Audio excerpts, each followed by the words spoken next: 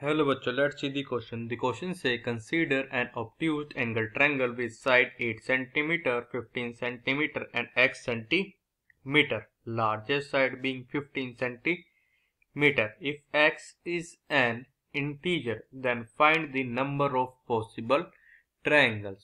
तो हमारे पास गिवन है कि हमारे पास एक ऑब्ट्यूज एंगल ट्रायंगल है जिसका एक साइड है 8 सेंटीमीटर, एक साइड है 15 सेंटीमीटर एंड हमारे पास की थर्ड साइड कितनी है x सेंटीमीटर. इसमें हमारा जो लॉन्गेस्ट साइड कितनी है 15 सेंटीमीटर. अगर x हमारा एक इंटीजर है तो हमको बताना हमारे पास ऐसे कितने पॉसिबल ट्रायंगल हो सकते हैं. Firstly I will tell you की कॉन्सेप्ट, और की कॉन्सेप्ट आपकी हेल्प करेगा इस क्वेश्चन को सोल्व करने में. तो हमारे पास यहाँ पे की कॉन्सेप्ट क्या है. इफ अगर आप क्या हो कि triangle A B C is and ये क्या हमारा एक obtuse angle triangle is an obtuse angle triangle with हमारे पे क्या हो, ये जो हमारी साइड हो जिसको करता हूँ सी से, मीन्स वो साइड जो मेरी किससे अपोजिट होगी, एंगल सी के अपोजिट होगी, इज द लार्जेस्ट. तो हमारा क्या आ जाएगा कि C minus B is less than A, और ये हमारा किससे लेस होगा, C प्लस बी से. और यहाँ पे कोई चीज आ जाएगी क्या कि ए स्केयर प्लस बी स्केयर, ये हमारा किससे लेस होगा, C स्केयर से.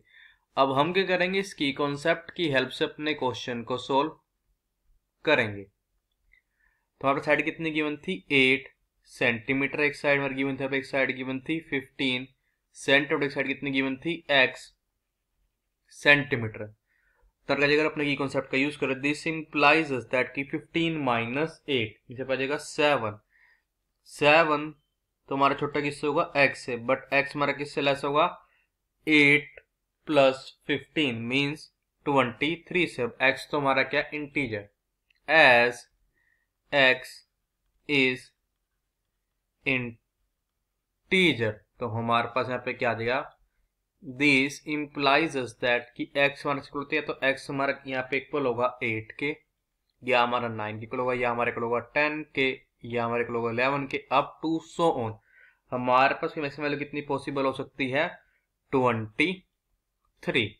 और अगर अपने की कॉन्सेप्ट पे क्या आ जाएगा, मेरे पास जो भी वैल्यू आएगी किसकी 8 square mean 64 plus x square, ये हमारे किससे लेस होनी चाहिए, ये हमारी लेस होगी 15 का स्केयर मीन्स 225 के. चलो चेक करते हैं कौन कौन सी x की वैल्यू इसको सेटिस्फाई करती है. इफ अगर हमारे पास यहाँ पे क्या हो, x किसके इक्वल हो 8 के, तो हमारे पास आ जाएगा 64 प्लस 8 का स्केयर मीन्स 64, ये हमारे किससे लेस होनी चाहिए 225 आ जाएगा. दिस इंप्लाइज दैट कि 132 ये हमारा किससे लेस होगा 225 से. इसका मतलब कि तुम्हारे पास पॉसिबल केस हो सकता है. इफ अगर हमारे यहाँ पे क्या हो, x जो से इक्वल हो 9 के, तो पता जाएगा कि 64 प्लस 9 का स्क्वायर मीन्स 81, यहाँ से लेस होगा 225 से. 64 प्लस 81 पता जाएगा 145. हाँ, ये तो मेरा लेस होता है 225 से, तो मेरा ये भी केस पॉसिबल होगा. इफ अगर मेरे पास यहाँ पे क्या हो, x मेरा किसके इक्वल हो 10 के, तो मेरे पास क्या आ जाएगा 64 प्लस 10 का स्क्वायर मीन्स 100, यहाँ किससे लेस होना चाहिए 225 से, तो आ जाएगा 164 इज लेस देन 225. तो हमारे पास ये भी केस पॉसिबल हो सकता है.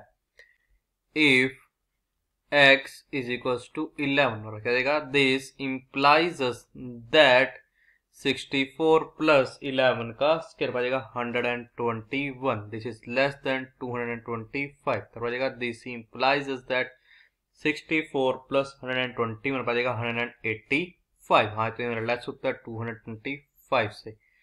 इफ अगर मेरा पे क्या हो कि x जो है ये मेरा किसके इक्वल हो, अगर x मेरा यहाँ पे इक्वल हो 12, तो बचेगा 64 प्लस 12 का स्क्वायर मीन्स 144, ये हमारे से लेस होना चाहिए 225. तो बचेगा दिस इंप्लाइज दैट 64 प्लस 144, तो हमारे क्या आ जाएगा 208.